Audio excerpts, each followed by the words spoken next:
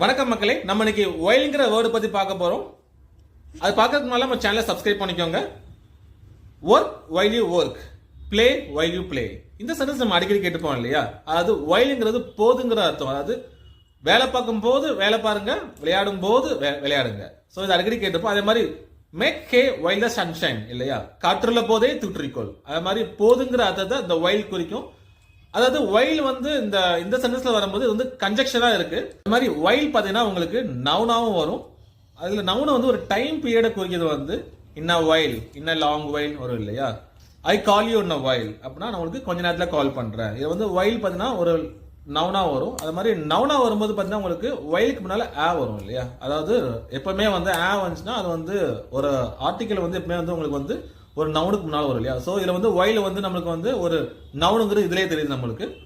அது மாதிரி நம்ம அடுத்தது வந்து இந்த ஒயிலுங்கிறது வந்து வேர்பாவும் கூட யூஸ் பண்ணலாம். அது எப்படின்னு பார்க்கலாம் நம்ம. தே ஒயில் அவே தேர் ஃப்ரீ டைம் வாட்சிங் டிவி. அதாவது அவங்க ஃப்ரீ டைம்ல டிவி பார்த்து பொழுத போக்குறாங்கன்னு அர்த்தம். பிரிச்சுக்குன்னு நினைக்கிறேன். சப்ஸ்கிரைப் பண்ணிக்கோங்க. ஒயில் வேர்பா வரும்போது என்ன அர்த்தம்னா டு பாஸ் டைம் இன் அ லெஷர்லி வே, அதாவது பொழுத கழிக்கிறதுன்னு அர்த்தம். இதை எப்படி யூஸ் பண்ணுவோம்னா